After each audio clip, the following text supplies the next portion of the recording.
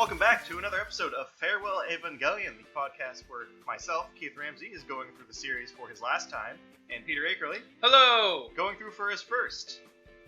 Today, we are going to be going over not an episode or movie of Neon Genesis, but continuing our deep dive into aspects of the series with the Shinji Ikari episode. So, Shinji Ikari is the main character of the series, as most people know, and he has started multiple of the Neon Genesis things. Who would have guessed? Yeah, crazy how that happens. To name a few: Neon Genesis Evangelion, the anime 95 run, Neon Genesis Evangelion, the manga, Neon Genesis Evangelion Angelic Days, the Shinji Ikari Raising Project, Legend of the Pico Pico Middle School Students, the Shinji Ikari Detective Diary, and of course things like Thesis Anima or Campus Apocalypse. A bunch of spin-off series, in which I know a lot of people looking at Neon Genesis as a whole. You don't, like, the idea that there could be a lot of spin-offs isn't something that really kind of clicks, I think, for a lot of people. There are infinite well, not necessarily infinite, but there are as many timelines as you want, all of them canonical. Fucking why not make a spin-off of whatever you want? It's technically happened. So here's the one thing I will say about the whole idea about, like, they did say all the timelines are now canon. I don't know if that was, was the thought process before or after doing, like, the Rebuild series. Yeah. A lot of these things came into existence before Rebuild was actually a thing. Of course. Spinning off the franchise, putting characters in new and interesting aspects. So a part of me had to, like, is there someone who, the guy who wrote Campus Apocalypse is like, wait, what? Yeah. I'm canon now? No, I feel like, if anything, the guy who wrote Campus Apocalypse and stuff like that is just like, I always knew I was Campus Apocalypse. I always knew I was canon. You're not confirming anything by telling me this. You're just letting everyone else in on the secret. I've been the most canon story of all time. I've also been the most Campus Apocalypse. I am the truest timeline. Just as a brief heads up for you, since I know you haven't seen what Campus God, no. I have no idea what you're referencing. It's an Evangelion spin-off series where they're all in school, but instead of piloting Evangelion mechs, they have special weapons that are Evangelions, and Shinji's dual pistols. Sure thing. Asuka uses a spear that pretty much looks like the Spear of Longinus. Might as well. Yeah. Do they still fight angels? Kind of. Are the angels still, super tall? Not big? Not exactly. Okay. Fair enough. That's the best way to describe Evangelion. The basic idea is always there, it's just they change things a lot. Yeah. And also, then they make those changes canon. I don't know how accurate it is, but I do feel like there is somewhere out there where Gendo travels through dimensions, kills himself, and then pretends to be himself. Yeah, I'd be willing to accept Gendo has pulled Rick Sanchez once or twice in his life. Yeah, I'm pretty sure that's happened. And funny enough, I think it has also happened before Rick and Morty was a thing. Oh yeah, absolutely. So, the more I think about it, Gendo as Rick Sanchez, I'm not that surprised by it. Yeah. But I guess enough about Gendo, where we can't even talk about Shinji in his own fucking episode. No, this is classic Shinji energy. It's our time to talk about Shinji, and we would much rather talk about Gendo. And probably shun Shinji as much as possible. But yeah, Shinji as a main character is, I guess, kind of an interesting aspect to go, because up to this point, the main character's never really been shit on as much as Shinji, even by the people doing it, because if you remember through the original run, Shinji was pretty much the butt of every joke in the series. Oh, he's an accidental pervert. He's a crybaby. He gets beat up because people misunderstand him. He gets blackmailed into a giant robot. It's very interesting to me because one of the things a lot of series like this will do is kind of make their main character as much of a blank slate as possible. That way, the viewer can kind of impose themselves on the main character and live vicariously through them. And if the character has a strong personality, then the viewer's less likely to identify with them. Whereas Anno went the other way, and he's like, no, I'm giving this character as specific of a personality as possible, that personality being the worst. You're still going to identify with him, though. I am deciding that for you. Yeah, and he also doesn't try to shy away to make Shinji kind of an unbelievable protagonist either. Yeah. Because he suffers through a lot of problems that, anyone could really go through, and they're kind of just heightened because of the circumstance, but they're not extraordinary. Yeah, they're not situations that are completely alien to human life. They're situations that make sense, like the situation of, having a couple good days at work and getting a bit overconfident and then having a really shitty day and taking that all away from you. Like, that's a situation most people can relate to, especially after starting a new job. Shinji, that's very much what happens to Shinji. It's just because his job is fighting angels, the peaks and valleys are so much more extreme than what we're used to. Yeah, and that's saying, like, it very extraordinary circumstances, but like he gets depressed, it does pretty much like what anyone else would, right? Like he reacts the exact same way. It's just the circumstances of how he got there is the extraordinary part, but it's applied to like anyone could be for this type of thing, right? Yeah. I think the most unrealistic part is that he ends up going through therapy. Which is funny because I think if you think of like mecha pilots, at least up to this point of like an anime and stuff like that, like it definitely has changes because honestly, just shifted a lot of the ideas of how these things work. But up to this point, I think Shinji is probably the first truly relatable giant mech pilot character. Yeah. A lot of other characters in similar roles in other animes up till this point have kind of been infallible in a way. Like, they don't really fuck up a huge amount, and they don't have, like, negative emotions from what I remember. Like, it's a lot of just, like, everything goes well for them, and they are a happy person most of the time, and even when things are going poorly, they have the hope and determination to see things through to the other side, whereas... Yeah. That's not entirely realistic. Like, yes, hope is a good thing, and more people should have it, but a perfectly reasonable response to shitty situations is giving up hope and having a shitty attitude. Yeah, and I think a big, like, comparison for this too is, I'd say up to this point, Genesis 95, the biggest comparison to Shinji, or the biggest example of another mech pilot, is probably Amuro, so the original Gundam series.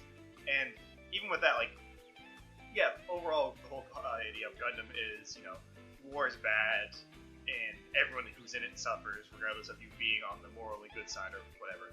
And that's obviously normally missed by, ooh, giant cool robots, right? Yeah. Which even with Neon Genesis happens a bit, like, ooh, giant cool robots. But most pilots at this point, they do have those emotional beats, like, I couldn't save the person, but where they tend to be, well, I just wasn't strong enough, I didn't have enough power. Need Shinji's to go like, on oh man, I really suck.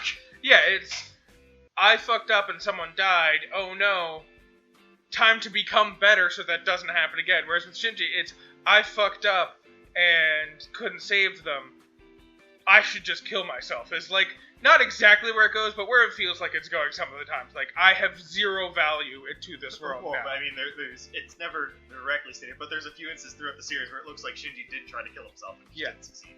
Yeah. And that's what ultimately breaks down to is most of the pilots, their mental issue never really becomes forefront of the plot. It's more of their skill, and they kind of just brush through that stuff.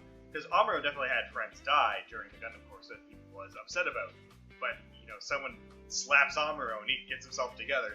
Or someone slaps Shinji and he's like, man, I guess I was right. Everyone does hate me because I'm shit. Yeah, and that's kind of the key difference, is in other series it feels like the trauma that happens to the character is put there to drive the character forward. So, like, they go through a bad experience, they feel bad about it, and that gives them the drive to try harder the next time around or something like that. Whereas the characters in this series go through a traumatic experience, and that gives them the drive to collapse even more aggressively into themselves. I'm speedrunning to rock bottom. Yeah, exactly. I'm on a highway to hell, and I'm fucking breaking the speed limit. But yeah, I think that's ultimately what Shinji did do to the franchise when it comes to the giant mech pilot. It gave them the ability to kind of attack those more, like, emotional aspects of it, which ultimately, like, made things like Gundam, I feel like, be able to be better, because where it was limited to so much of, like, it really was just giant robots, that's cool, the backstory doesn't really matter much, and then we got Gundams that started actually approaching stuff like that. Gundam Wing is a prime example that it came up close enough to Neon Genesis that you couldn't say, like, oh, well, they just stole Neon Genesis, but, like, it started tackling the emotional stuff. It was a darker story compared to Gundams up to this point. Yeah. They kind of changed the paradigm, essentially, where it was no longer, like, the emotional story and the plot is a background to giant robot fights, and kind of swapped it around, and it's now, the giant robot fights are kind of just a background to the emotional growth that the characters are going through. Yeah. And not to say that Shinji himself doesn't end up having traits of those types of characters later on, as we saw with the Rebuild series. Shinji actually is able to move through the trauma, but I feel like it works out better because even though the Shinji we're following in Rebuild has a very short character arc path, due to the fact that it's the multiple loops, and even though they're not the same Shinji, it almost feels like we're seeing payoff to the Shinji from the original run, being able to finally move past everything. Yeah. Which in a way he kind of does because he does seem to become aware of those other timelines as well. Yeah, and even then, like, yes, he has his moment where he recognizes what's best, and, like, he does move past his trauma. But even with that, there are still times, like, I find it hard to believe before Neon Genesis, any fucking giant robot fighting anime would have spent, like, a month of the character just hanging out with the descendants of a penguin he once knew. Like, I find it hard to believe, like, that would be an extended arc of any anime before that. So, like, yes, the Rebuild Shinji does move faster, and he does move past his trauma and grow as a person. But even then, that's kind of used as to show this is how this Shinji is different from the Shinjis beforehand, and this is why the difference comes out in the end, because the Shinji is able to grow through his trauma. Yeah. Ultimately, the big change for the Rebuild Shinji compared to the other Shinjis is the Rebuild Shinji realizes that inaction is an action in itself and has all other consequences that affect it. Yeah, when he's afraid to make a choice before, Shinji would refuse to make a choice, and in doing so choose to not make a choice. Whereas now he realizes that not making a choice is a choice in and of itself, and thinks more about the choices he's making. Yeah. That sentence sounded fake because of how many times I said choice there. Yeah, definitely, he's one of the more influential pilots in just the whole franchise of, like, giant mechs and stuff like that when it comes to it. And obviously the main protagonist, so he's going to have a bit more character growth to him compared to some of the other pilots. Yeah. So I guess we can go into a few things about Shinji himself. So we already mentioned this before, but, you know, works for Nair. He's the third child, so he's the third child chosen to be an Evangelion pilot. By the Marmaduke Institute. Exactly. He pilots Unit 1, which we end up finding out this is his mother. Yep. He was born June 6, 2001. And at the start of the series, he's 14 years old, so after the impact. His father, Gendo Ikari, head of Nerve. Good, all-around good person. Wouldn't make his team do anything that he wouldn't. Yeah. His mother, deceased Yui Ikari, as you mentioned, is the Evangelion itself. Or Yumi Ayanami, depending on what timeline you ascribe to. Exactly. We have Rei Ayanami, which is the clone, kind of his mother, who's also part Lilith. Yeah, the kind of clone, but with the soul of Lilith.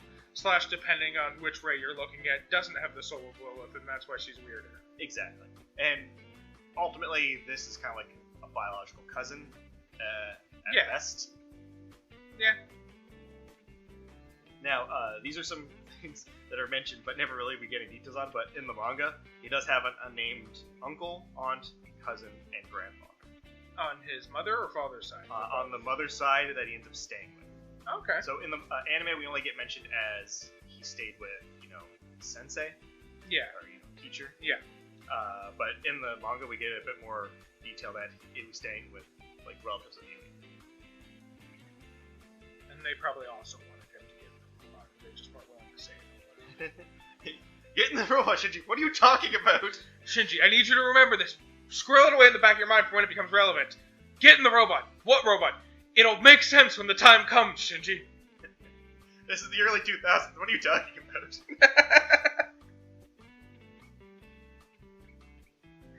Oh, God. And then, when it comes to voice actors, his biggest voice that was recognized by is Spike Spencer, the voice of Shinji. So, as we've talked about multiple times throughout the series, Shinji's story is not so much about the angel fights itself, they're more of a vessel of his relationships and his own mental traumas, essentially. Yep. And ultimately, the story kind of revolves around the relationship between him and his father as the focal point, and honestly the main conflict. Yeah. It largely does come down to, like, a lot of the issues in the plot come down to Gendo's treatment of Shinji, or Shinji's rebellion against Gendo. Yeah, Which, I think that's the other fun thing about Shinji is, even though you yourself have only kind of seen two interpretations of Shinji, Shinji does have, I guess, significant differences between himself in all iterations. Even the manga Shinji is not quite the same. Yep. Manga Shinji is actually a bit more of a little shit, which is kind of fun as well, because he still has the same problems, but he kind of acts on them a bit differently. So you might remember in the anime, there's the scene where he's like, yes man, and kind of like push it a little bit against Misato. Yeah. That's pretty much manga Shinji for the whole thing. Okay. No, he still has his like traumatic moments hits bottom, but he's quite a bit more of a smartass about it, because instead of just not doing anything to push people away, he kind of forcefully drives people away through his attitude. Yeah. Which, in a sense, also kind of makes him closer to Gendo, if you think about it. Yeah, a little bit. Yeah, no, that's some real Gendo shit right there. Yeah, and Anno has even said, like, Neon Genesis is a story about loops and repeating things, and a lot of people will think, oh, just time loops, but really it's about the relationships and trends. Yeah, there are loops within the story outside of the greater loop of telling the story over and over. Yeah, Misato's doing the same things that her father did, where she's neglecting Shinji's well-being for the sake of the mission, and we find out Shinji is pretty much on the exact same path Gendo was. Yeah. And if you look at it through most of the story, it's the death of certain characters that kind of drive him to like a certain level of madness, where he rejects reality like Gendo does. Whether it be Kaworu, Asuka, or another character in the story through some means. Yeah. A little bit. And he kills people. I assume. For reasons. Yeah. I mean, let's see. Who has he actually killed human-wise? Depending on your interpretation of Kaworu. Near Third Impact. Oh, Near Third Impact, yeah.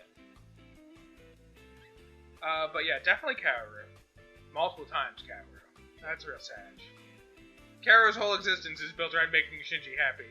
We've discussed in our lore episode and our End of Rebuild series about how he's not doing it for the right reasons, and he doesn't actually want Shinji to be happy. He wants to find his own happiness through Shinji's happiness. Whatever. Kaworu's internal goal is to make Shinji happy, and Shinji's set path is killing Kaworu. It's... Well, to be fair, he's not always Shinji killing Kaworu, but Shinji's always involved with the death. So, throughout most of the franchise, different storylines, it's either Shinji kills Kaworu, or Kaworu dies to save Shinji. Yeah. And that's tend to be what's limited. For example, Rebuild actually has the Kaworu dying to save Shinji situation, or to negate a mistake. Yeah. Whereas in the original 95 run, it's Shinji killing Kaworu, and same with the manga run. To be fair, in the original 95 run, it's a little bit of both, because while Kaworu isn't exactly, like, sacrificing himself, he is fully, like, putting himself in Shinji's hand and being like, alright, Shinji, time for you to kill me, because if you don't kill me, all of humanity is doomed. So it is a little bit of Kaworu still sacrificing himself to save Shinji. This is a lost timeline, Shinji. I need you to kill me so I can go to the next one. What are you talking about? We need to loop this shit all over again, Shinji. What do you mean loop? Like Fruit Loops? I don't understand. Shinji, trust me. I've watched this. I know how it turns out. I'll be back. I exist in Rebuild having watched Neon Genesis. Trust me, this will be fine. I'm from the future, 2013. It's 2015 right now. No, but I'm from the actual future. It's 2015 right now, but the world outside the world we currently exist in, it's only 1995. Trust me, I'm from the 2013 of that world, not this world. Such an in-depth character. I hope we get a chance to talk about Kaworu in depth in the future at some point instead of Shinji. Oh, he's one of the pilots. Yep. So yeah, we were talking about Shinji there. Something about Shinji. That was cool and stuff. But yeah, like, Shinji was 100% potentially written in the aspect of having all these negative traits to, in a way, highlight the problems that he's dealing with, but also that, well, it's kind of giving him no favors as well. Yeah, 100%. And he has to grow through that and kind of move past what Gendo's mistakes were to break the loop, which ultimately that's the only way the story could have ever ended. Once you realize what the story's about, is Shinji has to be able to break free of the loop, and the concept of, you know, the children with the predetermined fates and all that. Yeah. It's a very prominent storyline that you can kind of see what Rebuild ended up doing for the franchise, where it's like, okay, we're going to put a little bit more focus on the aspects of, you know, breaking the loop, fate to like the fact of the story. It literally had to become breaking a time loop. Yeah. It literally started off with ever so subtle differences from previous loops so that we could eventually break the loop and not loop again. Exactly. But not just on the larger scale, we were also breaking the smaller loops. Yeah. Shinji was the one who reached out to Gendo and kind of forced conversation, which made Gendo realize his mistakes. And he also helps all the other characters. Instead of fixing his own trauma, essentially, he realizes that it's something he'll have to work on, and these other characters are falling into the same trap he was, so he ends up giving them the ability to face themselves, in a sense. Yeah, it's instead of using a wish to fix your trauma, wish for the power to fix the trauma yourself. Not even the power, just the circumstances to fix the trauma yourself. Yeah, it's pretty much... Shinji didn't fix the trauma on his own, is ultimately what happens. It's a lot of other characters believing him and giving him the tools he needs to be able to get to that point on his own without directly saying, oh, just do this to fix the problem. Kensuke, Toji, even Reikyu end up all giving him, like, comfort seems like the wrong word. Understanding, maybe? I guess, like, as Toji and Kensuke's conversation, like, you have to have faith that he will come back and just give him what he needs when he needs it, type thing, but don't tell him this is what he has to do. Yeah. And that's the thing we get with a lot of characters in that last part of the Rebuild series. They're not telling him, you need to stop piloting, or you need to pilot. It's, you've done enough. You don't have to do more. You can just stay here. Yeah, it is all... Making the choice not to do that anymore is a perfectly valid choice, is essentially what it came down to. The first two movies in the Rebuild series, it was get in the robot. The third movie, it was don't get in the robot. The fourth movie was you've done enough. Choose for yourself what you want for life. Life. And as long as you're making your choice, it's something you'll be fine with. It might not turn out as good as you want it to.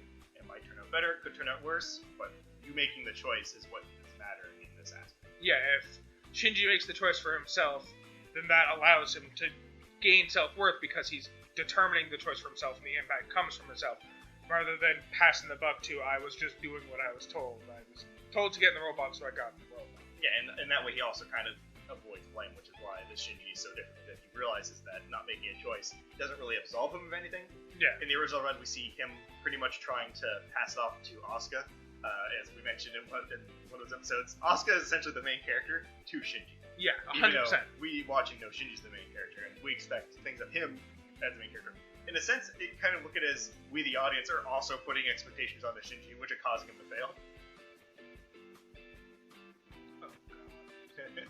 The amount of emotional trauma I've put fictional characters through is just staggering. Yeah, but that's the fun thing about it, right? Shinji as the main character, you have assumptions on, oh, he'll end up saving the day eventually, of course, so there's no real risk there, but with the misunderstanding of what the series is about and stuff like that, in a sense, we're doing the same thing that all the characters in the series, in a sense, are doing, not in the same context of, oh, Shinji's the main character, we'll be fine. Yeah. It's more so like, Shinji will do this, like, he has to do this. Yeah. There's no we can count on Shinji to do this because it's the only thing that makes sense, so Shinji will do this. Yeah, and because of that, Shinji ends up having resentment for the characters that he has relations with in the original 95 run, to quite a degree. The fact that he doesn't even see Asuka as a real person. Yeah, she's a doll. A doll who gets hung up by her mother. When she breaks, he's like, oh, Asuka, stop joking around, right? Yeah. He only sees her as, like, what is physically there and not the person beneath her. Clearly also has some of her own traumas. He expects her to do all the work to fix him as well. Yeah. Misato, he only sees as, like, you know, the, I guess, motherly commander. That classic trope we're all familiar with of the motherly commander. Yeah, so he ends up seeing her as a person who's just kind of a foot to tell him he can't do things or can't do things. Yeah, she exists solely to give orders to Shinji, and she provides structure in his life, in that she tells him what he has to do, and thus he does it, and she tells him what he can't do, so he doesn't do it. Which, in the same sense, because he's unable to move past the not making a decision for himself aspect, it puts the blame on other people for those decisions. For example, and it's an interesting way to look at the episode itself, but the Bardio fight. Yeah. I think the Bardio fight is one of the most interesting aspects of the whole franchise, just for what happens where he's ordered to fight the Angel and eliminate him. And then he says, I'm not going to do it. And the Angel ends up almost coming in and he's like, I'd rather die. So then Gendo's like, fine, I'll do it myself, and ends up taking all the control away from Shinji and destroys Bardo. And then what is Shinji's aspect? Gendo killed this person. Yeah. When you think about it, Shinji, and this even gets pointed out by Asuka later, Shinji's the one who made the choice that she was going to die by not making a choice. 100%, yeah. And even though she didn't die from it, she ended up living in a altered state of reality in a sense, because as we found out, she ends up being the embodiment of Bardiel physically, because Bardiel's within her because of fusion. Yeah. He decided that her fate was up in the air and decided by Gendo, who obviously would always choose when we're going to kill the angel, regardless of who's inside.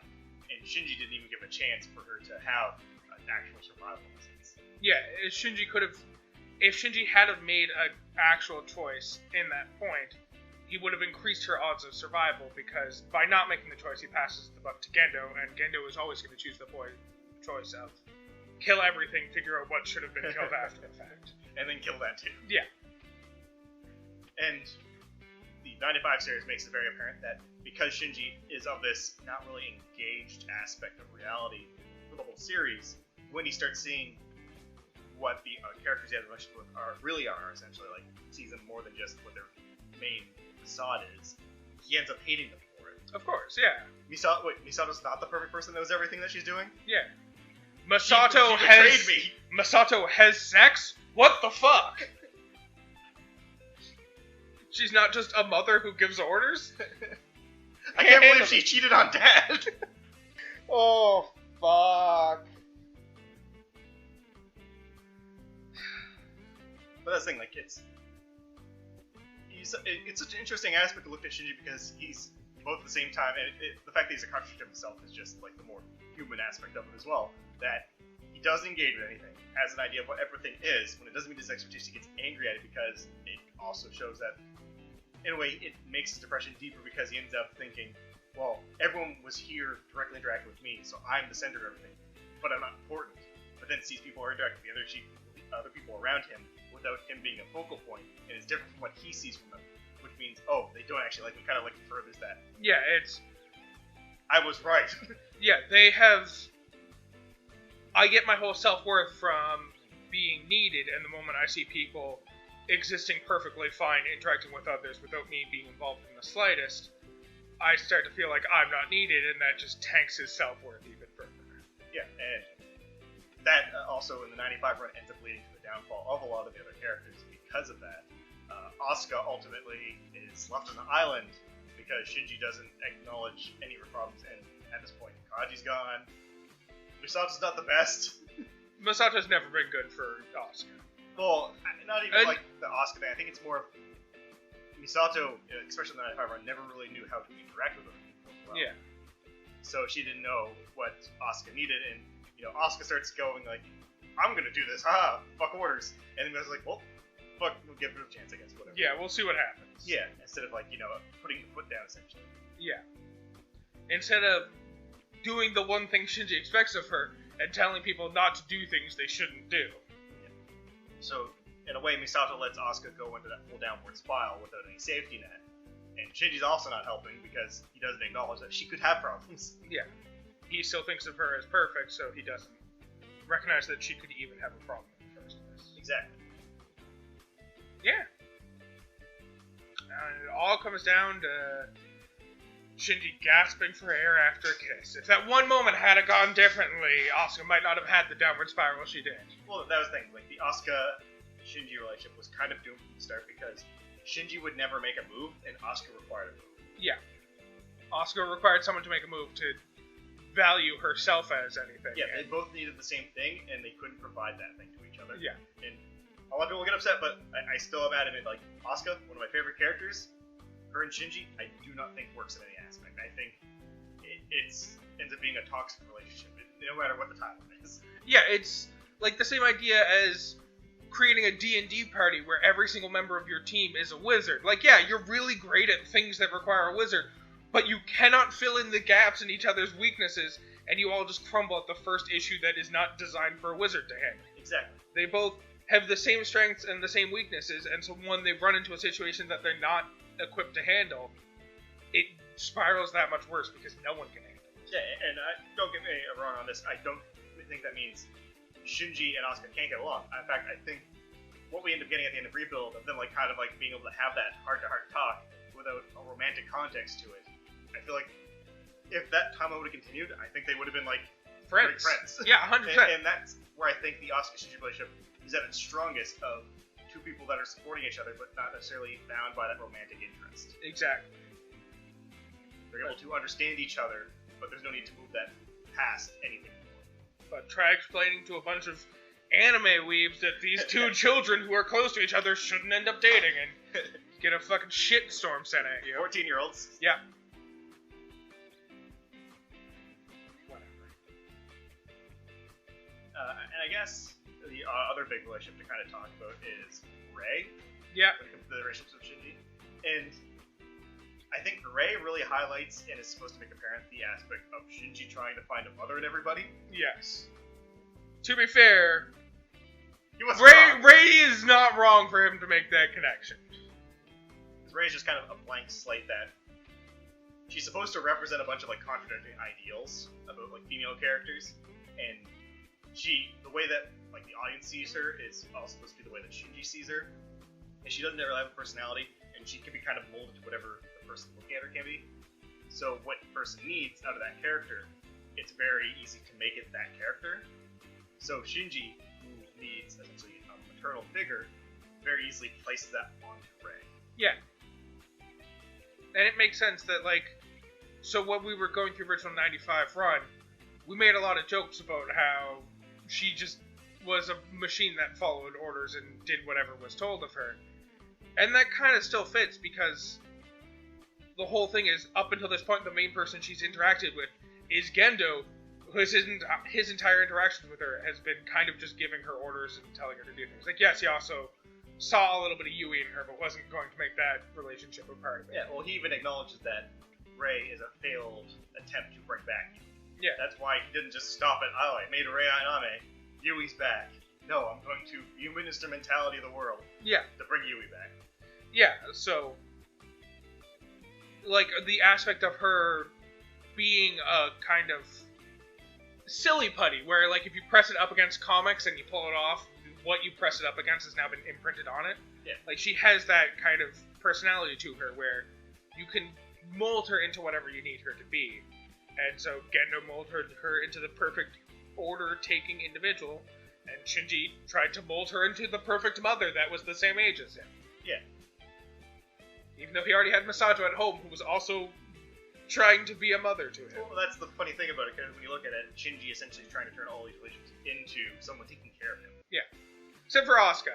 Asuka, he expects her to take care of the world, but does not actually try and mold her into a specific to be mother. fair, he also, because as we get from the human instrumentality thing, he's kind of like, when Shinji finally snaps and looks what he's actually thinking of, and he attacks Asuka verbally as well, he's doing that. He's like, Asuka, I need your help, you need to take care of me and something. Like, he wanted her to take care of him as well, but with the added caveat of, you're also protecting the world. I'm part of that world. So really, you're protecting the world, not for the world, but for me? Yeah, you're protecting the world so that I am safe. Mostly so that I don't have to protect the world myself. Yeah, and then when Asuka, who ultimately ends up having her growth, calls Shinji on his shit, that's when he chokes her, right? Like, he attacks her because she's now hostile in his perception to him, because she will not accept his narrative. Yeah, she's also challenging his worldview, and, like, his idea that he's the one that needs to be protected by everyone. And that's forcing him to go through shit that he's not ready to go through, so he immediately lashes out and tries to silence that voice. Exactly. Man, Shinji kind of fucking sucks. Yeah, I think that's the ultimate idea we're supposed to have of Shinji's Group 95 run. It's not that he's a bad person per se, but he's definitely not a good person. Yeah. He's just kind of existing, and his choices end up leading to these negative things because he's unwilling to face himself in the world. He's a very real character in that, like, he's not pure good or pure bad, but his inaction and his refusal to make choices leads to bad things happening. Yeah, and another way that you kind of take Shinji from the 95 run, because ultimately this aspect of Shinji from the 95 run is a bit different from the Rebuild Shinji, because Rebuild Shinji is able to move past these things and learn, and make himself a better person through it, but not like a perfect person. Even though he ends up ending, he has perfect ideals in a sense. Yeah. But one of the interpretations of the end of Evangelion is not that Asuka herself forced herself out of instrumentality and got in physical form. It's that Shinji, unable to truly move and grow, forces Asuka to be his companion. Yeah. Yeah, I can see that. He sucks. I'm glad we dedicated this entire episode of our podcast to talking about this character who's the worst. Well, there's a lot of depth to Shinji. That's that's just talking about how great the character is. Like, again, I'm not saying he's a bad character in any sense of it, but as an character of the story, he's very interesting. I think he's an incredibly well-written character. Exactly. It's the if you're a fan of Harry Potter and not anime, I don't know how you got this far into the podcast, but if you need a touchstone to relate to, it's the kind of Dolores Umbridge effect where, like, everyone hates that character, but that's just a sign of how well written the character is because of the fact that everyone has this visceral hate for the character. Yeah. The fact that people are so disappointed in Shinji and, like, expect so much better for Shinji is a sign of that he's a really well-written character. Yeah, you're able to connect to him, and because he has so much going on, almost anyone watching the series can find something to relate directly with Shinji on, in a sense, right? Yeah.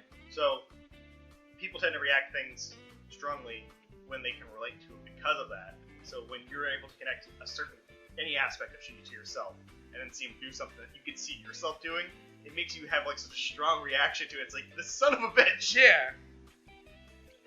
God damn it, why would you do that, Shinji? Why would I do that, Shinji? Why Shinji? Why? And that's the thing, like, ultimately, he's a very troubled character who had a lot of mistakes in the first run, which don't really put him in a good light. A lot of people say, like, End of Evangelion is like the character assassination of Shinji. And I think, no, that's just the accumulation of everything we've been building up to from Shinji. Yeah. And then, after that destructive maelstrom of Shinji's, like, personality and, like, worldview, which is End of Evangelion, that humanity ends up being the ones who suffer for it. Yeah. We get Shinji who is kind of grown, not necessarily because of the events of Evangelion, but is able to look at the world differently and move past that destructive past. Shinji, when he looks and gets information about past realities, essentially, and End of Evangelion when he's in the Minus Space, doesn't say, I was right, everyone in all these other realities was a piece of shit, and they deserve what's coming, right? He was like, oh, that was a party. Yeah. We've been down this road before, and it needs to end. Yeah, if I don't do anything here, we're just going to keep going down this road again and again. Exactly. I think it is important to note, because we did spend the last however many minutes of this podcast shitting on Shinji and how much he sucks.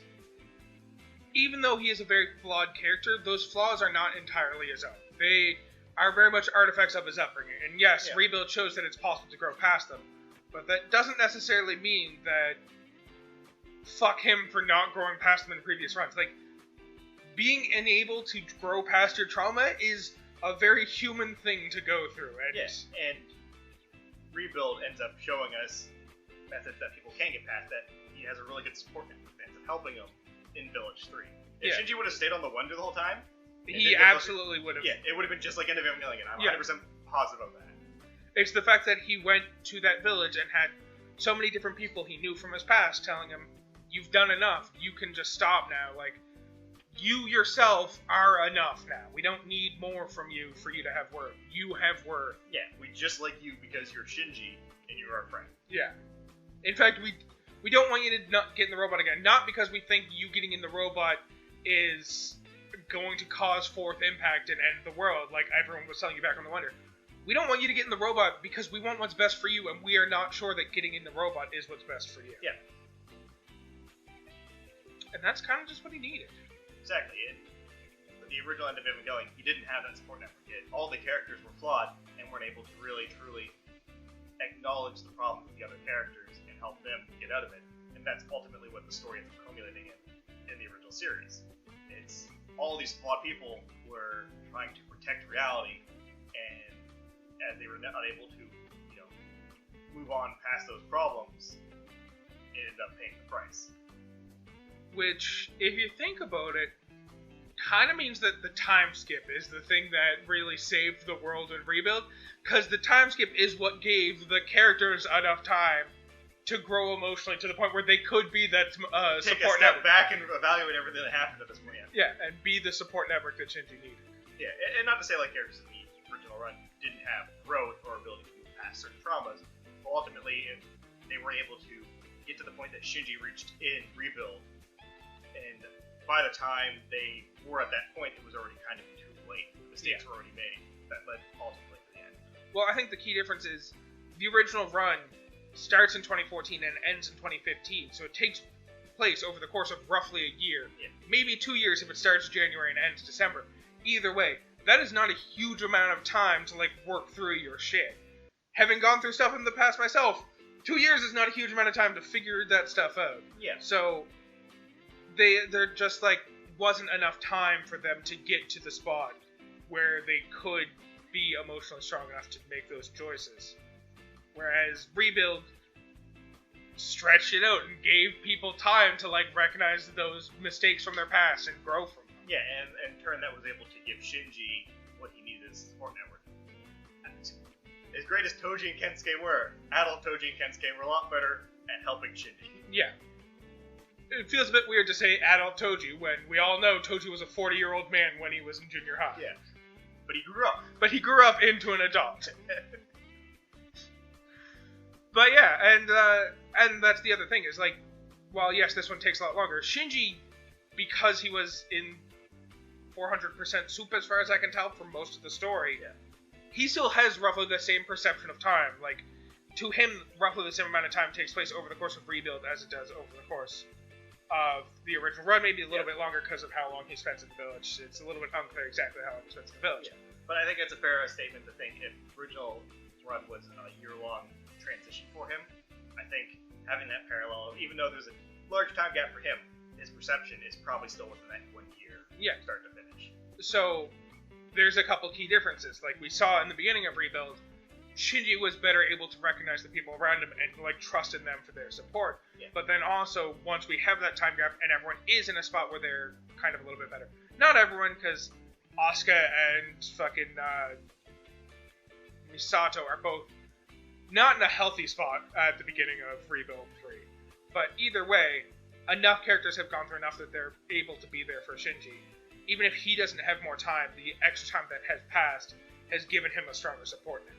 Yeah, and this might be going a bit too much into other characters this, but I think with Asuka Soryu has her whole character arc and growth finish in the original run. Yes. That's why Shikinami makes more sense for the Rebuild series. And even Shikinami, I don't think she's at a point like, I don't think she's a lot of growth. I think she has come to terms with a lot of things and is fine with them in that time skip. Because her main conflict is she's upset with Shinji for not learning from his mistakes, and she might lash out at him the wrong way, but that's because she doesn't know how to deal with helping another person in that situation. But her herself, I think she has come to terms and is accepted a lot of things, and just kind of fallen on the side of the fence of, I don't have long for this world, so I'm not going to interact with it, and not so much, this world doesn't accept me. Yeah, no, she's definitely in a healthier spot. I just mean she's not in a spot to be supportive to Shinji. And that's fine, because there are other people who can from that before. And I think with Misato in the original run, the fact that she tries to like motivate Shinji by like, oh, we'll have a more adult situation when we get back, shows that she never truly grew. Yeah. She might have gotten better and overcame some trauma, but she didn't grow to the point of being able to fully embrace the I'm the caregiver for Shinji. Yeah. And that's why the payoff to her in Rebuild, where she says, I am, his caregiver, I'm his person, like his guardian, and I am going to protect him, ends up being the true payoff of that. She's not trying to, seduce Shinji or do something like that. For what she understands and how a relationship is, she's able to, because she had that relationship with Kaji, that obviously grew to the point of having a child, she had some growth, even though she might have taken the wrong things from it, but she's able to come to the correct terms, essentially, at the end. Yeah, and I think there's clear signs of her growth in that, like, over that time, because even at the beginning, she chooses not to have a life with Kaji Jr., and that's perfectly fine. Like, I take that back. That's not perfectly fine, but, like, she has her internal justification for why she's not having a life with Ryoji Kaji, and why she's leaving him to his own devices and doesn't even let him know that she's his mother. And she kind of distanced herself. And this might have been explicitly said, but even if it wasn't, I think a lot of it does come back to Shinji, where she feels like she failed as a mother to Shinji, so she doesn't want to take on that role again and risk failing with her actual son as well. And you can see the growth by the time that comes around, because now she is announcing herself as the caregiver to Shinji, and she's taking on that motherhood role and providing for Shinji. And while it's not explicitly shown, I think it's safe to assume after Rebuild ends, she probably would go back to Kaji and actually try and be a proper mother to him. If she wasn't. If she wasn't dead, yeah. But you never know, Shinji was fixing things. He might have fixed her being dead. Yeah, and that's ultimately the thing. Like, I think Shinji and Misato's relationship, they both, I believe, understand each other at the end of Rebuild. And Shinji even, like, pretty much knows what to tell her that would, like, you know, make her feel like it wasn't all for nothing. Like, she's like, oh, I met Ryoji Kaji. I liked him. He was good. He was a cool guy. Yeah. Your son is a good person. I don't know how much more you want from me. And that ultimately, like, shows, like, I think she had regrets about what she did with her son. And Shinji saying, oh, he turned out well. He's a good person. Ends up, like, not justifying it, but lets her know that she didn't fuck up royally again. Yeah. I like to imagine that if Shinji didn't have the growth he had and felt, like, spiteful towards Misato, at this point he would have been like, yeah, I met your son Ryoji Kaji. I tried to seduce him, and then just walk away from that, leaving it at that, like, yeah, you fuck me up, I fuck up your son. Let's just say I paid some respects to Kaji. I bought him tea and made him farm watermelons. I showed him my melons. I told him who his father was. He didn't like it. I told him who his father was, and then I told him who his daddy was. Oh, Jesus. But yeah, like, Shinji has come to the point that he's trying to carry the burden of other characters. Not to... Like, he's not like, oh, Misato, you don't have to worry about your burden anymore. It's mine now. He's like, oh, this is a problem for both of us. I'm going to help. I'm going to shoulder some of this as well. Yeah. That load you're carrying, that burden you're carrying is heavy. I'm going to take it all on my back. It's, no, that's not what he's doing. It's, that load that you're carrying, that burden is heavy. Let's carry it together. It'll make the work less. Some of this is my fault. Yeah. I am responsible for some trauma in the world. I would like to reduce that in any way possible. Not pointing fingers, but if someone would have told me what was going on when I came out of, say, you know, a 14-year-old coma where I was soup, maybe things would have gone smoother. Yeah. Not to point fingers, of course. Sakura. Yeah. Just fully throw the blame entirely on Toji's sister. To be fair, if he did, wouldn't have blamed him because she did try to shoot him and ended up shooting Misato instead. Yeah. Fucking Sakura. But yeah, like, that's all I do. Like, Shinji has gotten to the point of growth that he's able to acknowledge, form relationships, and understand other people, and not just as the one-dimensional aspect that he's kind of put on everyone else. Yeah. There you go, Shinji. You're less of a shit this time around. Yep. I look forward to reading other stories in the cycle where Shinji is perhaps back to being a little shit the entire time. He's a little shit in kind of most aspects of it. Yeah. Rebuild Shinji's definitely like the antithesis of the character. Yeah. So I guess with that, do you have any questions about Shinji that you think we kind of left open? No, I kind of feel like I get Shinji. He's me, but if he was willing to accept therapy.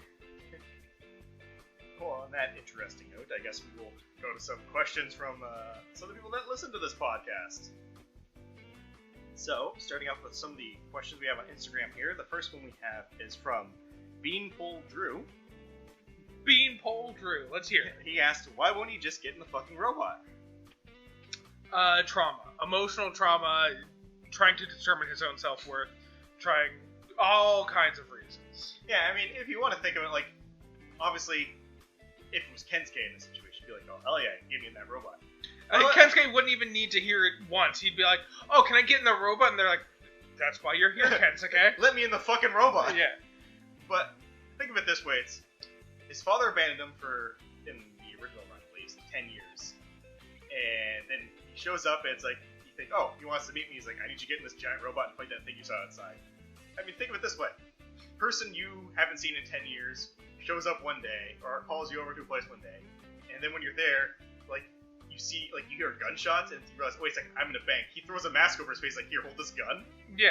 That's essentially what happens to Shinji. It's kind of like that. Another analogy would be if you, once again, person you haven't met for 10 years, invites you over, you go over, as you're going over, you see a giant bomb dropping towards the earth, and he's like, I need you to go catch that. That's essentially what's happening right now. Yeah. So, there's a very good reason why Shinji didn't initially get in the robot until he was blackmailed into it. Yeah. Emotional blackmail, the best kind. So this one is from rotten.carrots on Instagram, and is Shinji a Weezer fan? See, that's a tricky question, because fan is a very all-encompassing word. Like, he definitely likes Hash Pipe, but I don't know if he's a fan of some of their deeper cuts, so I don't know if you're willing to call him a Weezer fan.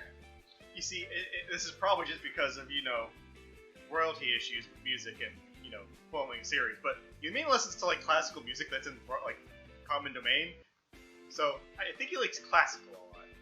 No, I think he likes Weezer. We always see him listening to He just tracks. likes royalty-free. Yeah, he likes listening to track 26 is the one we mainly see him listen to. The first 24 tracks are actually Weezer, and we only ever see him when he gets to the end of his playlist. Which gets even better because we also know that Gendo had that playlist. Yeah. It's the same tape. Yep. So, by default, if that's the case, Gendo was also a big Weezer fan. 100%, yeah. When did Weezer start? Give me one quick second. I'll figure that out for us. Because Shinji got this tape deck in 2004. So he got the tape deck in 2004. Oh, that's... Wait, no, it would have been 2005. Because he was 4 when he was banned, right? Yeah. 1993. Oh yeah, Gendo was fucking all up on that Weezer, and Shinji is by default because of it. Yeah. 100%. This wasn't even Gendo was a big fan of Weezer, it's just he had picked up their most recent, tape record, and was, listening to it on the day that Shinji ran away and stole the record. I'm just fucking imagine Shinji laying in his bed crying here. Me! Yeah, that's 100% how it works. I'm glad we discovered this. It's important things to know.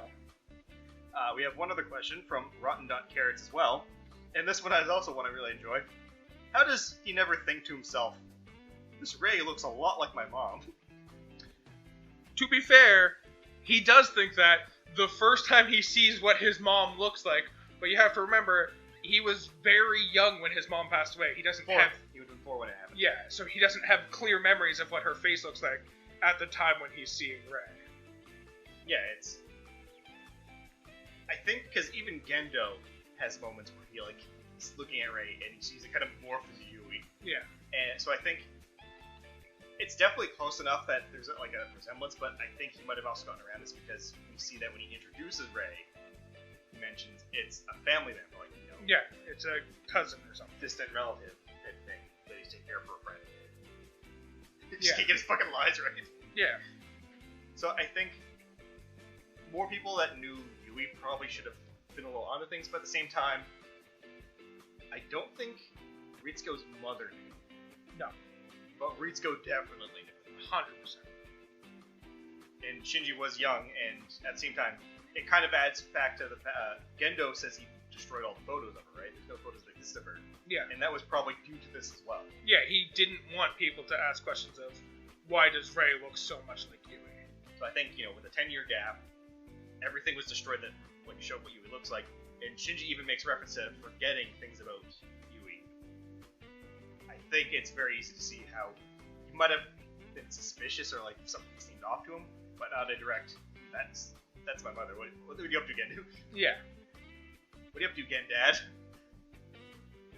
Good old Gendo.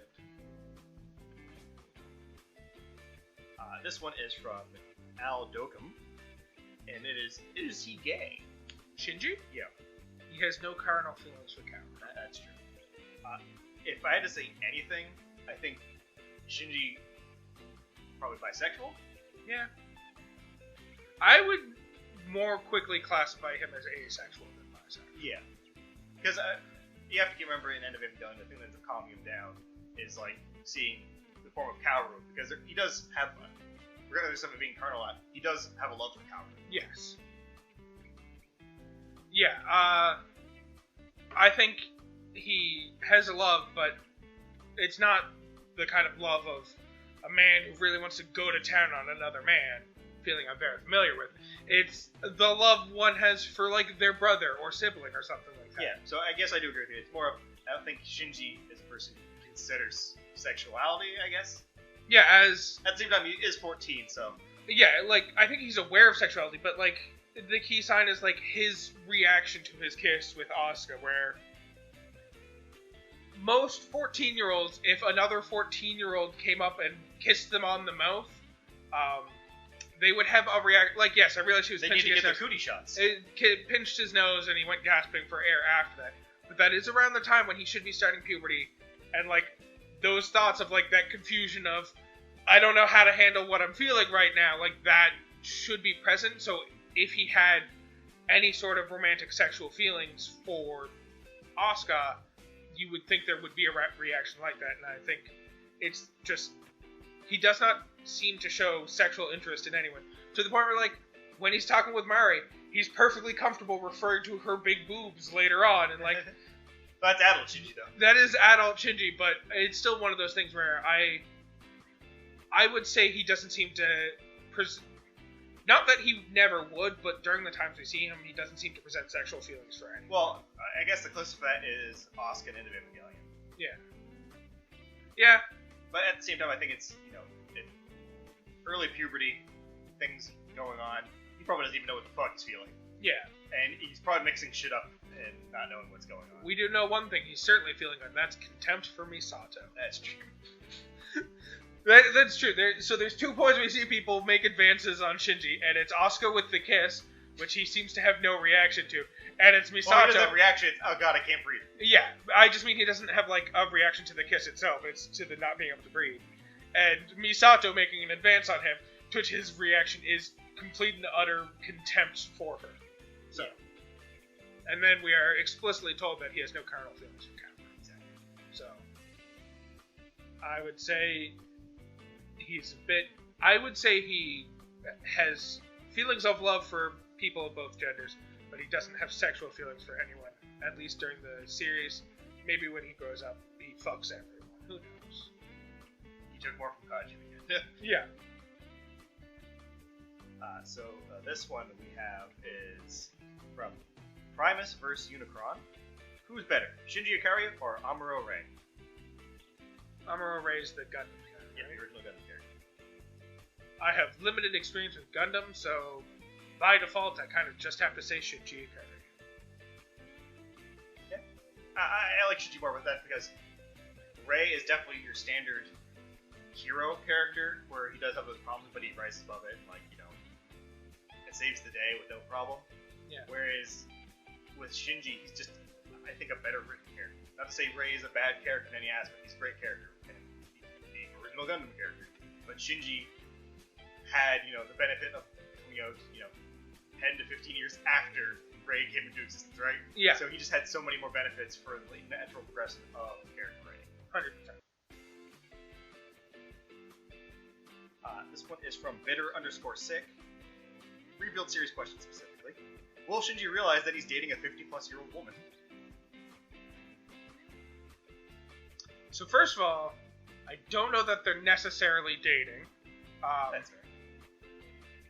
It's possible they are, but it's not made clear that they are dating. All that we know for sure is they're definitely friends after this is over. Yes, he will. No, he won't care. That's a good point. Age is but a number when you get old enough. Yeah. Only going upwards, though. Don't get any crazy ideas. Yeah, so age is just a number going upwards. And also, it's important to note that while she might be a 55-year-old, due to the way Shinji used the power of instrumentality, she is still physically the same age as Shinji. I don't want to go down that slippery slope either. I don't care how old your vampire lady is. Don't worry about it. So this question is from PP Master. Sorry. How come Shinji doesn't have any clones? I shouldn't laugh at PP Master, but I do. That's true. This is one thing we discussed off podcast, where 2 of the 3 main pilots are/have clones. So with the Ayanami series and the Shikinami series, we'll go more into detail on that in those episodes specifically. But ultimately, the idea of Shinji, he cannot have a clone. Yeah. First off, he was born actually between Yui and Gendo before any of this even happened. Yep. And as we find out, Gendo's plan was always to use Shinji to trigger his mentality, and that's kind of the only purpose that Gendo gave to Shinji. Yeah. Because Shinji had that connection to Yui, he was more confident that he could use Shinji to bring back Yui. Yeah. And so I don't think using a clone who has no direct connection to Yui wouldn't work. Do you really think Gendo wants a fuck ton of Shinjis just floating around? Yeah, do you think Gendo even wants the one Shinji that's already floating around? No. Here's a question from Angelo_SRZ. Why is he so relatable?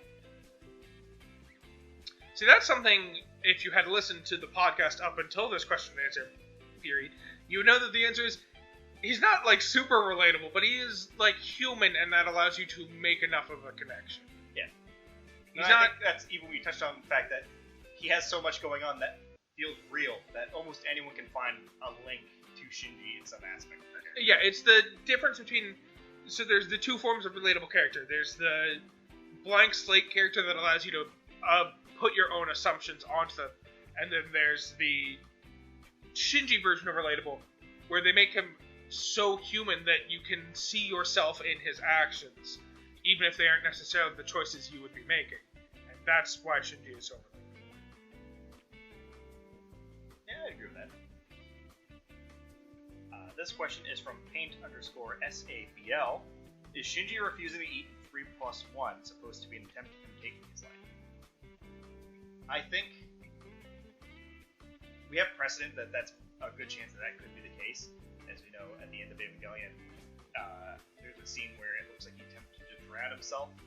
Yep. So I think Shinji, once he hits his low, has definitely tried to. But we also quickly find out, and even Asuka calls him on it, he's too cowardly to end his own. Like, he wants to die, but he's too afraid to die. He's too afraid to actually take his own. Yeah.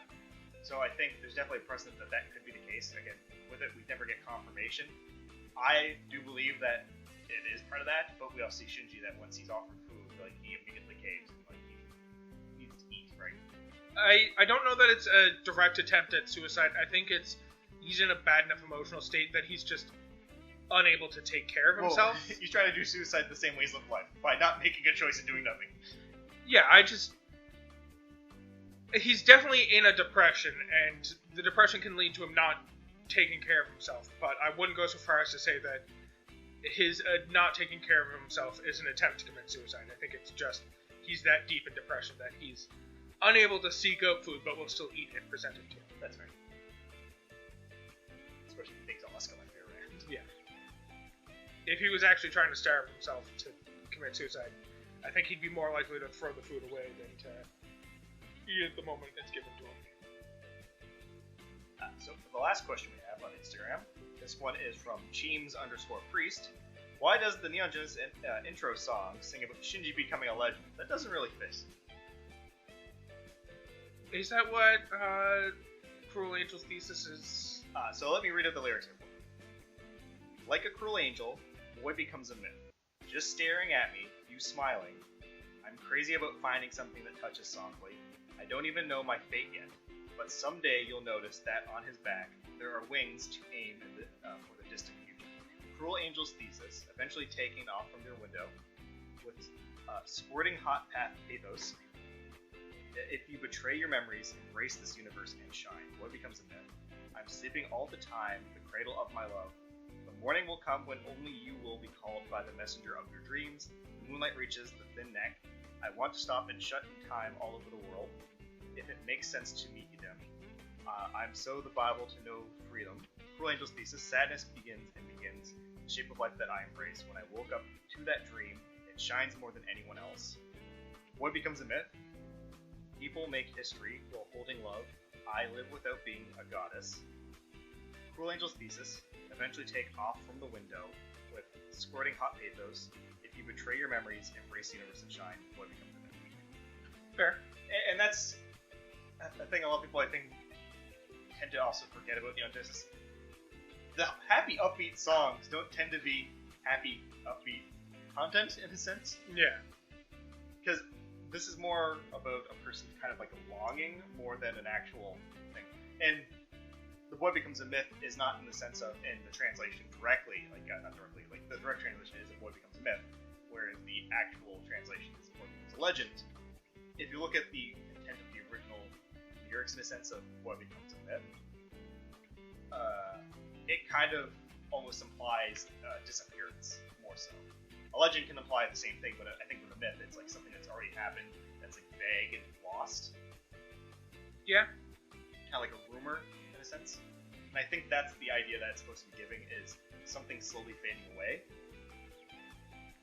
Though, of course, there's nothing directly that says that the boy in the song is specifically Shinji. Yeah, no. Even then, it could also be a sort of interpretation where Shinji becomes a myth or a legend in the sense that, like, he's not fully human when he's piloting an Eva. Not like he's greater than human or anything like that, but he actually degrades himself to the point where he is less than human while he's piloting an Eva, and his whole purpose is just to be a machine that follows orders, essentially. So, in that sense, he's also just, over the course of the series, becoming less than human, to the point where when he becomes a god through human instrumentality, which, according to the description I just gave, implies that gods are less than human. So, fun fact, every human, you're more than a god. Well, I think Shinji sees himself as less than human in most states of life. Yeah. Including when he's in instrumentality and has the power of a god. Still sees himself as less than human. Regardless, yeah, it doesn't mean he becomes a legend in the sense that you would think of it if you just heard that sentence. I agree with your interpretation where it's more so about him kind of disappearing and becoming less than human. Yeah, but in like a cherry bomb. Yeah. So, with that, I guess we'll go into some interesting facts about Shinji himself. Fun facts time! So, Shinji is actually one of the very few characters, especially at this time, who is accidental perversion, is actually not played for laughs, or the aspect of setting up anything in a sense. Sorry, say that again? She's accidental perversion. Oh, yes. Where at this point, like, that would be played for laughs of, like, you know, a romantic back and forth or something like that. Like, yeah. Oh, he saw her underpants. Ha ha ha ha ha! Whereas, like, every time it happens to him, it's just... Which, honestly, like, I think original Neon Genesis doesn't even play into that too hard of it setting up as a joke, right? Yeah, no, it's just a thing that happens, and honestly, it's just things that make Shinji uncomfortable and causes him to run away when he could potentially be getting more answers. The voice actor that did Shinji in Japanese also voiced, well, the name of the actor is Megumi Ogata, who voiced Karuma from Yu Yu Hakusho, Sailor Uranus from Sailor Moon, Yugi from Yu-Gi-Oh!, and Yue from Cardcaptors, as well as Makoto from Danganronpa. Fair. Spike Spencer, on the other hand, who we know is playing Yamada in Bleach, as well as Rolo Lamperouge and Cody. Sure. These are all names I recognize. Shinji was originally supposed to be a female protagonist. Yeah, and he was a bit too close to another work that Anno wrote on. Nadia. Nadia. In fact, he looks almost exactly the same, just like a bit darker skin. Yeah. But the idea was, like, they had to change the protagonist because they just did female protagonist and they wanted to spice things up a bit, I guess. On top of that, Unit 1 originally had Shinji's color scheme of white and black. Yeah. Purple and green pops more. This is less so of trivia about Shinji, but more of just something that's interesting.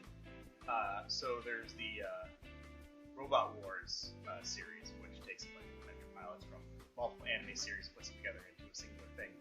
And in one of them, Shinji is a character in this Unit 1. Sure. And in his part, Unit 1 becomes possessed, just like it does at the end of Evangelion, and it's about to start human instrumentality. Would you like to guess where the plot goes from here? No, I don't want to guess. Would you like me to just tell you? Yes, I would. The game progresses with Unit 1 in this state being the boss, and you have to beat the shit out of Shinji to stop human evolution. Fair enough. I think overall I've kind of gone through a lot of Shinji-based fun facts and stuff as we've gone through the series, because he's so essentially tied to the plot of the series. Yep. That I think aside from that, I've kind of already gone over every other Shinji fact I have. Fair enough. So with that, what are your overall thoughts on Shinji, now that we've gone through the two main core storylines? I hate him. You hate him? But I also love him. That's I hate how much I love him. And I love how much I hate him. I love to hate him. Yeah. It's a love-hate But I hate to love him. It's a love-hate relationship between me and Shinji. Yeah, as kind of like said, especially in the conversation about Rei compared to Shinji. Shinji is such a well-written character that even though he does some really shitty things, he's a very interesting character to think about. And Shinji alone adds so much layers when going through the series multiple times. Like you go back and watch it again, understanding some of the things of how Shinji takes it, kind of like, oh, I can see how he got to this point, and stuff like that. Yeah. And ultimately, the fact that Shinji is the main character is what makes the series work the way it does. 100%. If we had Rei Amuro instead of Shinji in the series, and the series kind of unfolded the same way, it'd be a very different story. Something like that story would work. Yeah. Would end up with the Bardo fight. Probably was. Well, with that, I think it's time to wrap up this episode. So, if you would like to follow us, you can find us at whatismypodcastabout@gmail.com for emails, where you can send in questions and anything you'd like to reach out there about. As well as we have the Instagram page, where we upload on a daily basis. We have angel polls, which we're going through currently, to determine just top angel. You use your own metric to decide how you're voting on that one. We also have facts about the series as you go through, which we can also answer questions. And some of the questions you heard today were actually asked for directly on that Instagram page. Make sure to reach out there. We also have polls going on right now to determine the order of our next podcasts. Yeah, so right now, as of earlier today, when this episode goes up, we'll have a poll on the remaining 4 pilots. Rei, Asuka, Kaworu, and Murray, yeah. But like those 4 remaining pilots will have a poll, and the order of top to bottom will determine the order we're doing them on the podcast. Also, feel free to submit questions through that poll so we can answer them when we start talking about those characters. Exactly. We also have a YouTube channel where episodes go up every Wednesday, just like the podcast. Make sure to favorite, review, pass it on to a friend. Spotify is definitely our biggest platform, so if you can write reviews and rating on there, again, that helps us just get it out to more people. Alright, and with that, what are we talking about next time, Keith? So next time, as we mentioned on that poll, we're doing the pilots. The next 4 episodes will be about pilots. Yes. The order you determine. It's a choose your own adventure of pilots. So you know better than us what we're doing next, and the one thing we do know is next time there will be plenty of fan service.